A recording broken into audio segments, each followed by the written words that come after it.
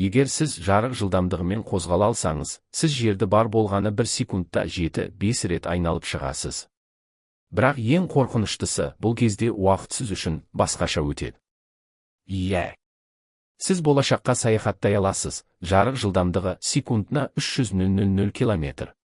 Бұл ғаламдағы ең жоғары жылдамдық.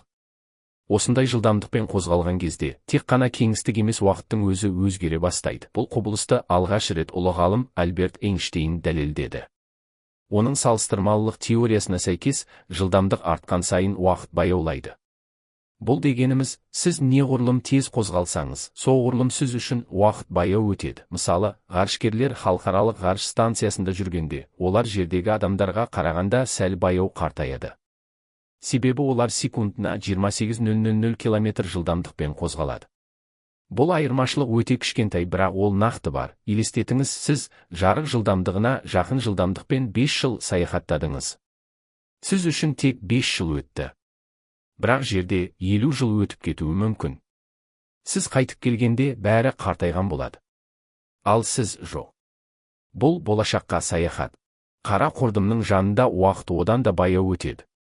Онда бірнеше минут жердегі жылдарға тең болуы мүмкін. Бұл ғаламдағы ең жұмбақ құбылыстардың бірі, тіпті сіздің телефоныңыздағы GPS-те осы эффектіні ескереді. Егер уақыт айырмашылығы түзетілмесе, картаңыз күн сайын бірнеше километрге қате көрсететін еді. Бұл уақыттың шынымен өзгеретінінің дәлелі. Уақыт тұрақты емес. Мүмкін. Дәл қазір сіз үшін уақыт басқаша өтіп жатқан шығар. Тағы да қызықты фактілерді білгіңіз келсе, арнаға жазылып тіркеліп кетіңіз.